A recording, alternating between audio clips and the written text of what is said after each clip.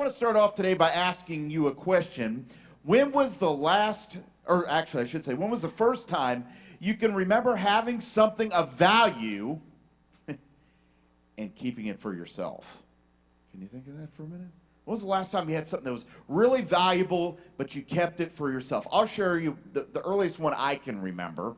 Now, there might have been something earlier, but I don't know. My memory doesn't go back that far, I guess. When I was a kid, I loved Matchbox cars. I loved the little Matchbox cars playing. And when I was little, I would go out in the yard. My parents probably wanted to kill me for this, but I'd go out in the yard and dig holes and make tunnels in the ground and like drive my cars through them. And I'm sure they really loved that when they were mowing the lawn, and they're going along and I'd have to rebuild my tunnels. But anyway, I love my Matchbox cars, and I would not let my siblings use my Matchbox cars. They were everything to me. I loved my cars, and so sometimes I would even hide them, and then I would hide them even from myself because I wouldn't even remember. So from time to time, I would get a new Matchbox car because I would find one that I had hidden from them. But all of us have something in our lives that we have thought was so valuable, and we hold on to it, and we don't want to let go of it. We've all done that. And there was something really interesting that I ran across, a statistic that I didn't realize. With everything that was going on with the pandemic, this didn't really, hit the airwaves, I guess, very much. But for the first time in recorded history during the pandemic, 1% of the wealthiest people on the planet had more than 50% of the rest of the world. So think about that. 1% more than the 50 other percent of the world. And that just kind of really hit me, because I'm like, that's a lot of wealth that is being held on to, isn't it? And accumulating and storing up. This idea of being rich, because that's what we would say those who are the quote-unquote 1%, those are the ones we would say they're the ones that are rich. So being rich, though, is a little bit of a moving target. When I was in high school, I got my first job, and this week I was talking with my kids. My youngest son, Josiah, asked me questions from time to time, and he said, "Hey, Dad, how much did you get paid in your first job?" Now, I know that my number is probably a little high compared to some of you that's worked before I did, but I had minimum wage, and I started at $4.15 an hour. Now, some of you might remember it quite a bit less than that. Some of you may think, "Wow, Danny, you're ancient. It was $4.15 for you." But whatever it is, that to me was rich. I'm like, wow, I'm like swimming in the dough. My $4.15 an hour. Now the problem is, if I'm making $4.15 an hour now, I could barely get an ice cream at Dairy Queen, right? I mean, it's just funny how things change and how we see rich and how that shifts and changes in our life. Through the years, as I've gone on to working in full-time ministry, I make more than $4.15 an hour now, thankfully, so I can afford a Dairy Queen ice cream cone every now and then. But when I was a kid, I thought that $4.15 an hour was a lot. It was kind of this moving goalpost, I guess you could say. And for us, as we're talking in this series about keeping the change, about letting go and remembering how wealthy we are, it doesn't matter what our hourly pay is. All of us in here, even though you may not know it, you are wealthy. And I'm going to come back to that in a minute. But in Luke chapter 12, I want to invite you to go over there. In Luke 12, we're going to read just the first 3 verses, and I'll come back to the rest of it. But in verse 13, there's this guy that comes up to Jesus and says, "Hey, Jesus." So if you look at verse 13, we'll have it on the screen here. He says, "Jesus, teacher, tell my brother to divide the inheritance with me." So in other words, Jesus, he isn't giving me enough. I want more. So I want you to intervene in this. You're highly respected. Intervene in this so that I can get more. And look what Jesus says. He's like, "Man," I don't know, it's just fun to do. "Man, I don't think that's really what he meant, but "man, who appointed me a judge or an arbiter between you?" So in other words, who is it that put me in charge of this? Who put me in charge of deciding all this? Because then he says, look in verse 15.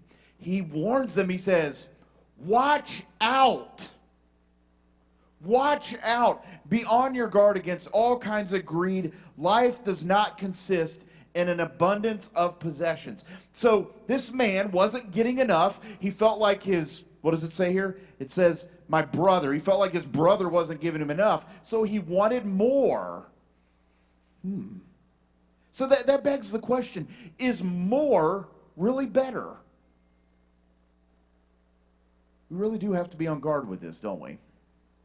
Last week I touched on the 4 lies that culture tells us about money. I would say that today, maybe it's the 5th one, this idea of more being better. And so let's keep reading in this passage. And again, the passage I just shared with you, Jesus is now going to illustrate. So he moves from this interaction with this man that wanted more money from his brother, from their inheritance. Now he is going to share a parable. Jesus often did this in his ministry. He shares a story to get across what he is trying to teach. Now, does anybody remember? I remember when I was a kid, what the definition of a parable is. It's an earthly story with a heavenly meaning. Have you heard that before? So Jesus would often do that. He would use an earthly story so that we can understand it in the context of their time and even our time today. But it had a heavenly meaning, a meaning that was kingdom-minded. So let's go ahead and read it, starting in verse 16. So Jesus told them this parable. The ground of a certain rich man yielded an abundant harvest. So he was doing really well for himself, had a really good year. Now, I know not all of us, probably not most of us in here, have harvests. We don't go out and plant crops and whatnot. I know some of you do, but many of us don't. So when we're looking at this story, we have to think of it in maybe a little bit different way. It could be any kind of yield from anything in life. So at my workplace, if I'm doing really well, there's a yield. I get paid for that work. It's a yield. So think of it like that, okay? So this rich man yielded an abundant harvest. He had a really good year. He got lots of bonuses. He got paid really well. And then he thought to himself in verse 17, he's like, what should I do? I don't have anywhere to put all of my crops. Or in other words, I don't have anywhere to put all my money. Any of you have that problem around here? All right. I doubt very many of us have that problem. All right, but that's his problem. He's like, what am I going to do with all this money? I mean, he's swimming in his wealth. And then look, verse 18. He says, this is what I'll do. I'll tear down my barns. And these barns were probably perfectly fine. But he's like, no, they're not good enough. So I'm going to tear them down. And what am I going to do? I'm going to build bigger ones. And there I will store all my grain and all my goods. So he's going to tear down what was good in the past to build something that's even better and bigger. Now, I don't know if you caught this here when you looked at this.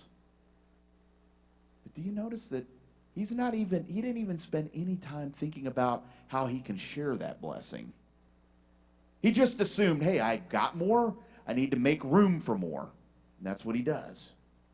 And then in verse 19, and then he says to himself, he says, you've got plenty of you've got plenty of stuff laid up for many, many years. You're good now. You're set for life. And then he says, take life easy. Eat, drink, and be merry. So his abundance, I don't know if you notice this, his abundance led him to lesser productivity. You see that there? Because he had so much, he decided, all right, I'm on easy street now. I don't have to work as hard. And so I'm just going to kind of lay back and enjoy this wealth and not do anything. And one of the dangers of wealth is that it can actually lead to you working less. Have you ever thought that? Because that's what's happening here. When God created us, he created us to be productive. He created us to work. If you go all the way back into Genesis 1 and 2, when he created Adam and Eve, he created them to do what? To care for the garden, didn't he? To work. Work is a good thing. Work is a blessing from God. Now, obviously, because of sin that came into the world, work sometimes really stinks, doesn't it? Sometimes you get up and you really don't want to go to work. Or sometimes you come home and you're really tired. Work has got a whole different connotation to it than what was originally meant when work was created back in Genesis 1 and 2. It was intended to fully be a blessing. Now, hopefully for you it is a blessing, and I know it is for me, but sometimes it doesn't feel that way. Even when you're in a job that you really love doing, sometimes it does feel like a job. So we have to remember that God didn't give us work and the possessions and the things we have to just take it easy. But that's what he thought it was. Now, this term here, take life easy, is a really interesting one that we'll show here. I want to show it here in the original language, if you can bring that up. And here's the word. But what this word means, it means to rest upon weight. And if you dig a little deeper, it's like waiting until you die. So that's what he's decided he's going to do. Hey, I've got everything that I need. I'm just going to enjoy it and wait till I die. I mean, how sad is that? That's pretty sad, isn't it? Well, in verse 20, God shakes him up here a little bit. He says, "You fool, this very night your life will be demanded from you. Then who will get what you have prepared for yourself?" You fool. This word fool is another interesting one. It means, hey, you person that has not thought this out. You person who has no reason. There's no logic behind what you're thinking. He says, this very night your life will be demanded from you. Demanded? What does he mean? That word's another cool one, because what it means that God is coming and saying, hey, what I have given you, your life, I'm now taking it back. So what does that tell us? Does your life belong to you? Is your life yours to do with as you please? No. Your life was given to you by God. And so he's telling this man, he's saying, you person, you man who hasn't thought through this logically, I'm taking back that life that I've given you because it's mine to give. And then Jesus closes his parable by saying, this is how it will be with whoever stores up things for themselves, but is not rich toward God. A person who keeps things for themselves, but is not rich toward God. The good news for us here today, and each and every one of you here today, is that you may not feel this way, but the fact is that you are rich. Now, you might not feel rich, but when you think of this statistic, it probably will maybe help you feel that way a little bit more. Did you know that in the world there's 6 billion people? 50%, 3 billion people in the world every day live off of $2 or less. I'm pretty sure nobody in here is living off of $2 or less. Even the poorest in our country is not living off of $2 or less a day. But around the world, that's a common story. That's a common life. So when you put it in its proper perspective, we are very wealthy, aren't we? We have a lot. I mean, think about it. You have a refrigerator at your house that keeps things from spoiling. I was talking to somebody a couple weeks ago. This is how rich we are. They were cleaning out their freezer. They were going through their freezer and cleaning it out. And when they cleaned it out, they found in the very bottom, and it's always ugly what you find in the bottom of a freezer, isn't it? Get to the very bottom of the freezer, they found meat that was put in there from 2002. 20-year-old meat that had been refrigerated and kept. That's how wealthy we are. We can refrigerate meat that's 20 years old in our freezers, okay? I mean, we're so wealthy that even we get packages in the mail from around the world in like a day or two. We're so wealthy that we have these things, these cell phones, right? Where we could pull up information from anywhere. We could pull up music, tens of thousands of different songs right at the tip of our finger. I mean, we are so wealthy and we have so much. And so here's what I want you to say, and I know this might make you feel a little uncomfortable, but I don't care. All right, I want you to say, I am rich. Let's say it. I am rich. You are rich. Now, I know you might think that's not what my bank account says, Danny, but the fact is that you are rich. Now, in Ecclesiastes 5:19, there's this verse that's really interesting. It says, when God gives someone wealth and possessions and the ability to enjoy them, to accept their lot and be happy in their toil, this is a gift from God. He's talking about contentment. God gives us our blessings and what we have, and he wants us to enjoy them. He wants us to be thankful for them. It's okay to have resources. It's okay to be blessed. We shouldn't apologize for those blessings. But here's the thing. The good news is that you're rich, but people that are wealthy tend to struggle more in their faith. They tend to have a disadvantage, a spiritual disadvantage. In Luke 18, Jesus said, how hard it is for the rich to enter the kingdom of God. Indeed, it is easier for a camel to go through the eye of a needle than for someone who is rich to enter in the kingdom of God. That is intended toward us. We are rich.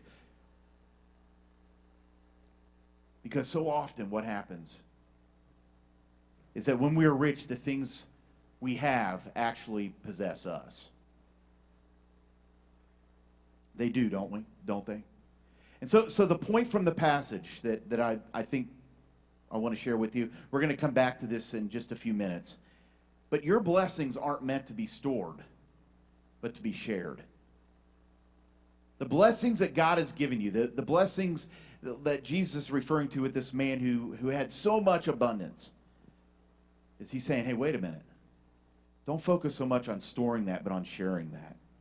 And so a little bit later, I'm going to come back up. I'm going to have our team come back up. A little bit later, I'm going to come back up, and we're going to discover how we can be more rich toward God.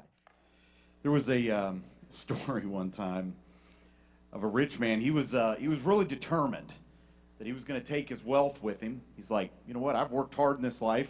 I'm going to take this wealth with me. And so one day he decided to give his wife some instructions. He said, can you get some money together? I want you to put it in a sack.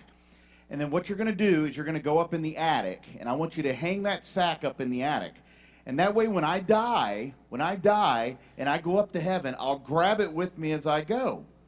And I'll go to heaven. I mean, sounds like it makes some sense, I guess, right? I don't know. So anyway, the day came when he passed away, and she was curious. His wife was curious. When he went to heaven, did he take the money with him? So she goes up into the attic, and the sack was there. It was still there. He didn't take it with her. And then she thought to herself, maybe I shouldn't have put it in the attic. Maybe it should have been in the basement. Yikes. Wow. Talk about judgmental and wow.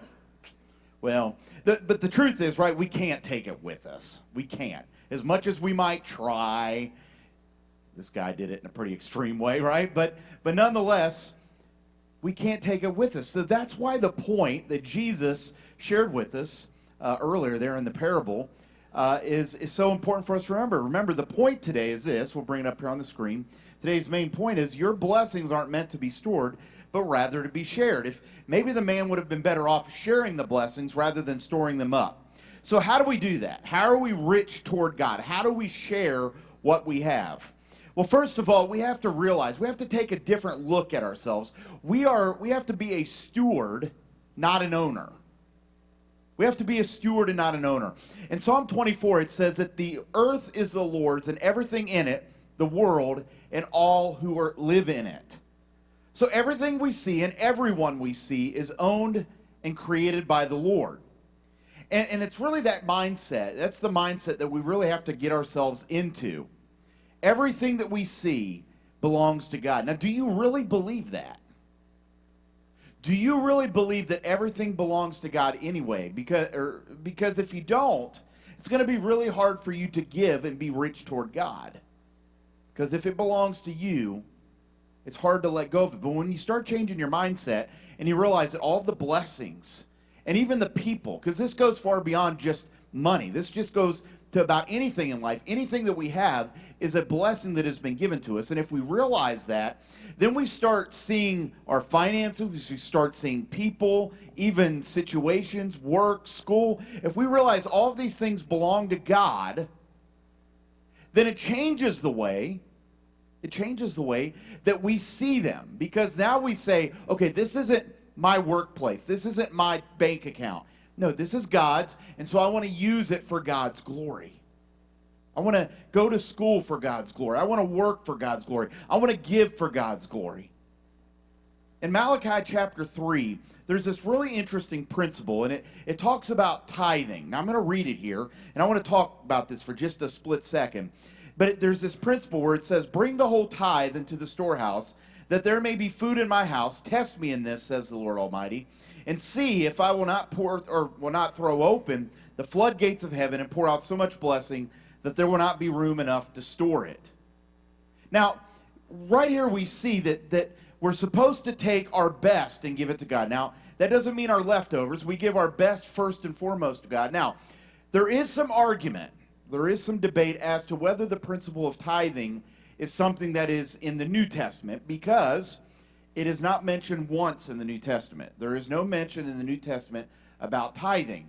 Now, with that in mind, I actually think that there are multiple passages in the New Testament that actually maybe say that it goes beyond just that, because if you look in 2 Corinthians 8, we see this example of a church who is in Macedonia who is helping other churches who are struggling. And here's what Paul said. Paul said, "They urgently pleaded with us for the privilege of sharing in this service to the Lord's people, and they exceeded our expectations. They gave themselves first of all to the Lord, and then by the will of God also to us." So they gave exceedingly beyond what they had to.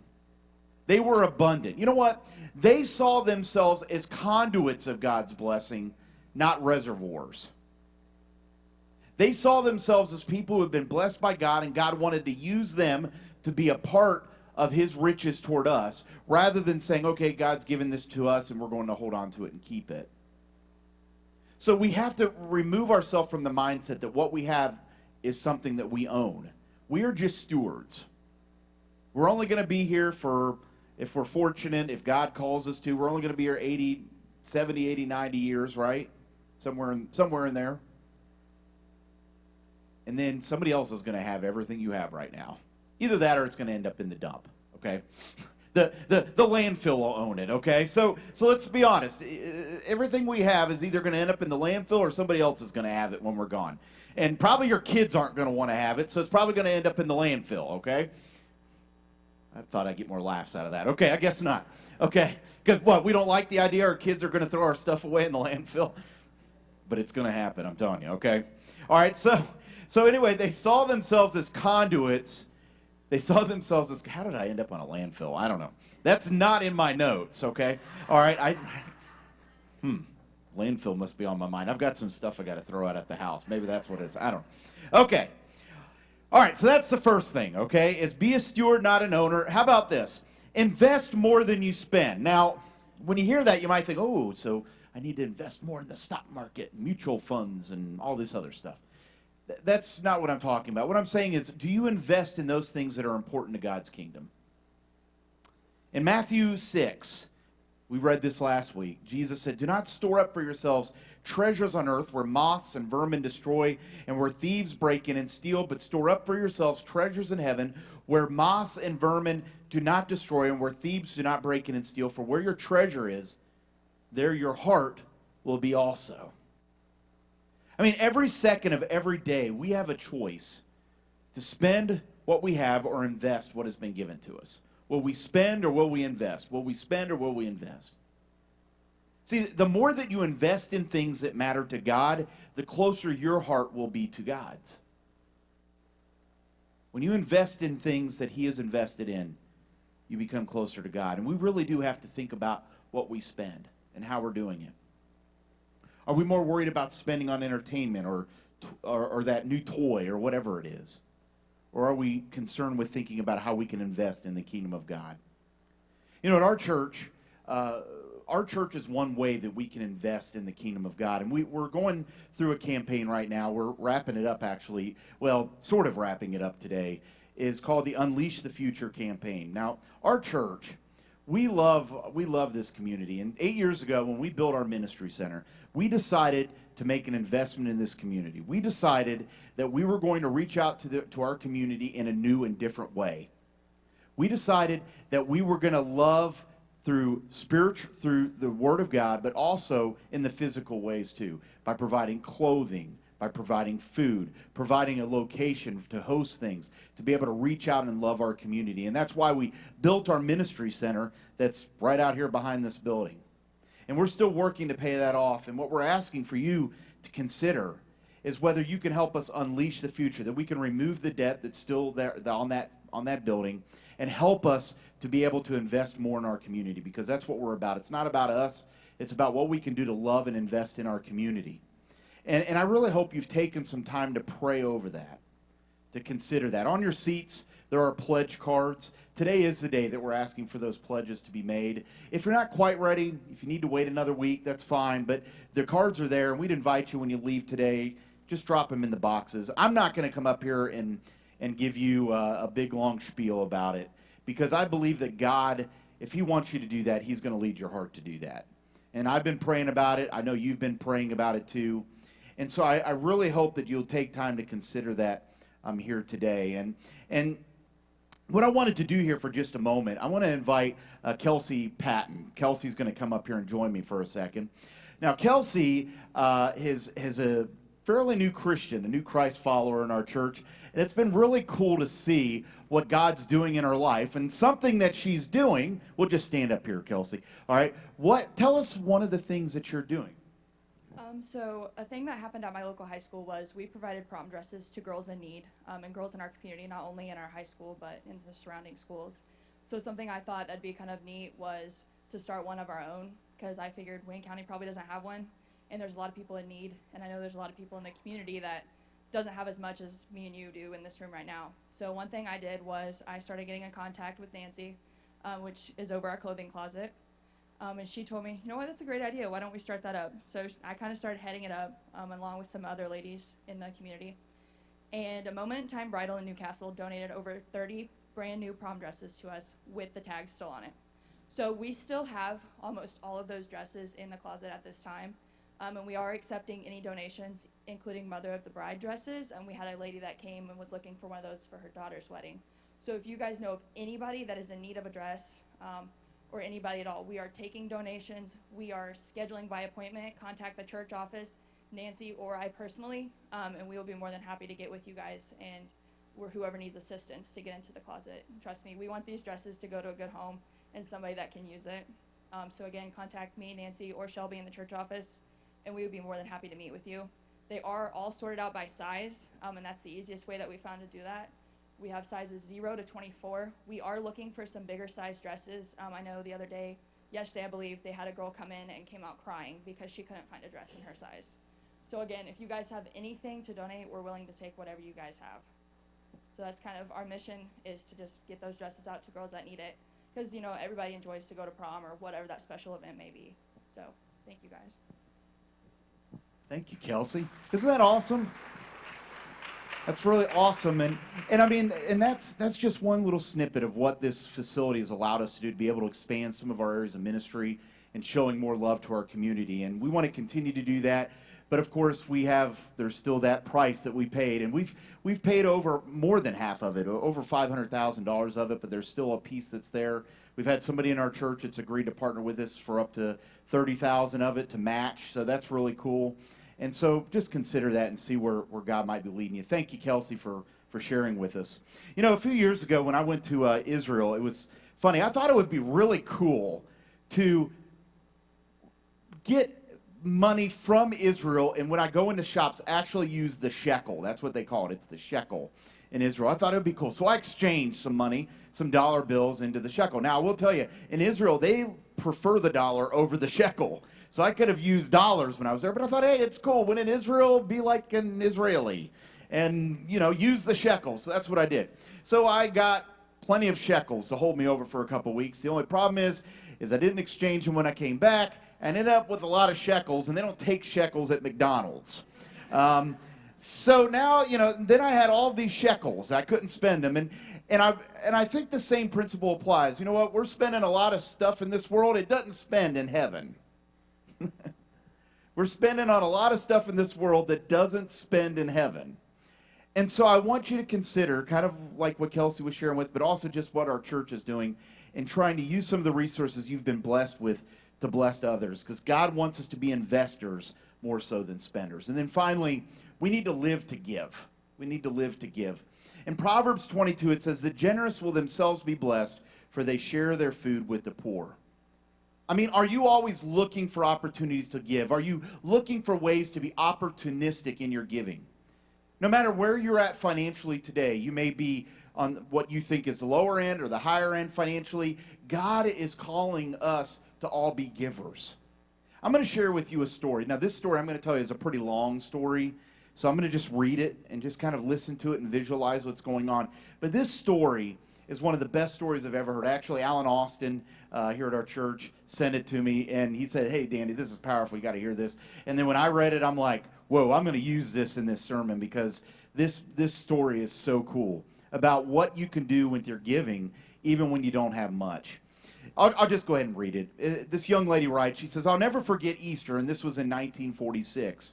"I was 14 years old, and my little sister Osie was 12, and my older sister Darlene was 16. We lived at home with our mother, and the four of us knew what it was like to do without many things. My dad had died 5 years earlier, leaving Mom with 7 school kids to raise and very little money.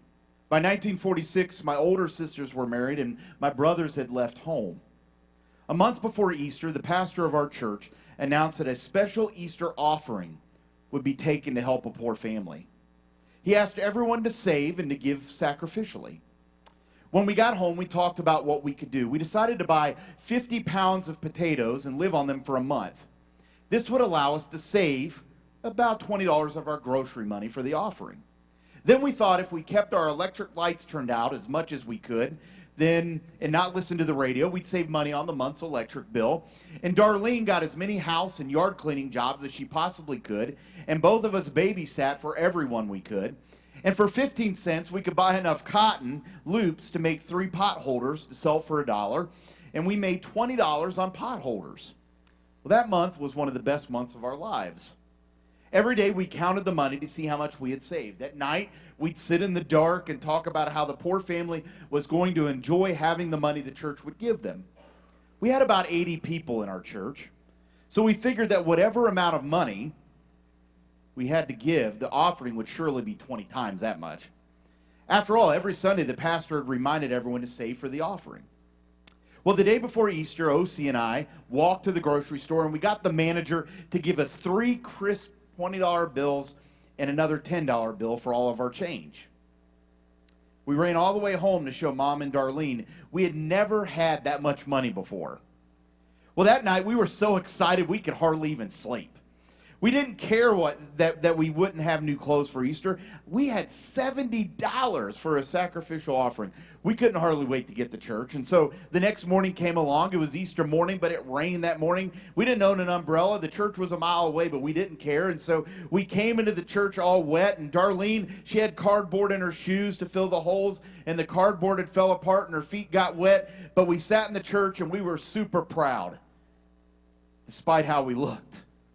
I heard some teenagers talking about the Smith girls having on their old dresses. That was us. But I looked at them in their new clothes, and yet I still felt so rich. I had $70. When the sacrificial offering was taken, we were sitting on the second row from the front. Mom put in the $10 bill, and then each of us girls put in a 20. And as we walked home after church, we were so happy. We sang all the way. And at lunch, Mom had a surprise for us. She had bought a dozen eggs, and we boiled Easter eggs with all of those potatoes that we had bought for our groceries. Well, late that afternoon, the minister, he drove up in his car. And Mom went to the door and talked with him for a moment, and then came back with an envelope in her hand. We asked what it was, but she didn't say a word. She opened the envelope, and out fell a bunch of money. There were 3 crisp $20 bills, 1 $10 bill, and 17 $1 bills. Mom put the money back in the envelope. We didn't talk, but instead we just kind of sat and stared at the floor. We had gone from feeling like millionaires one minute to feeling poor. She writes, "We kids, we had such a happy life that we felt sorry for anyone who didn't have our mom, and before her dad passed away, her dad, for parents, and a house full of brothers and sisters and other kids visiting constantly. We thought it was fun to share silverware and see whether we got the fork or the spoon that night. We had 2 knives which we would pass around to whoever needed them. I knew we didn't have a lot of things that other people had, but I never thought before that we were poor. Well, that Easter day, I found out that we were poor. The minister had brought us the money for the poor family, so we must be poor. I didn't like being poor. I looked at my dress and wore out shoes, and I felt so ashamed I didn't want to go back to church. Everyone there probably already knew that we were poor, and I thought about school. I was in the 9th grade. I was at the top of my class of over 100 students. I wondered if the kids at school knew we were poor. I decided that I was just going to quit school because I had finished the 8th grade, and at that time you were only required to go to school until you were in 8th grade. And so we sat in silence for a long time, and then it got dark that day on Easter, and we went to bed. And all that week we went to school and came home, and no one said a whole lot. Well, finally on Saturday, Mom asked us, what are we going to do with that money? We asked the question, what do poor people do with money? We didn't know. We'd never known that we were poor. We didn't want to go to church on Sunday, but Mom said that we had to. Although it was a sunny day, we didn't talk on the way. Mom started to sing, but nobody else joined her. And at church that day, we had a missionary speaker. He talked about how churches in Africa made buildings out of sun-dried bricks, but they needed money in order to buy roofs for these buildings. And he said about $100 would put a roof on a church. And the minister asked the question, the missionary asked the question, can't we all sacrifice to help these poor people? And she writes here, we looked at each other and smiled for the first time in a week. Mom reached into her purse and she pulled out the envelope. She passed it to Darlene, and Darlene gave it to me, and I handed it to Osi, and Osi put it in the offering plate. And when the offering was counted, the minister announced that it was a little over $100. The missionary was super excited. He hadn't expected such a large offering from our small church. He said, you must have some really rich people in this church. Suddenly it struck us. We had given $87 of that little over $100. We were the rich family in the church. I mean, that's what the missionary just said, right? And then she writes this. She says, from that day on, I've never been poor again. I've always remembered how rich I am because I have Jesus. Isn't that so cool? What a neat story. Even when they didn't think they had anything, they were the richest of all because they were so generous. And so my challenge for us today is this, is to share what you have stored and more. Share what God has allowed you to have. Share that with others. Don't be like the man in the parable who just built bigger and better barns. Share it because God has blessed you. He's blessed me with so much. He's given us salvation. He's given us love, and he's given us mercy. And yes, he's also given you the things that you have. So again, I want to ask you today, are you going to share or will you bless? Or will you share and will you bless or will you store? Because it's not yours. Nothing I have or you have is ours. It's all his. Again, there's nothing wrong with wealth. There's nothing wrong with having things. But does the wealth have you? And so today, I want you to know that you are blessed. You are blessed. Now, let's be rich towards God.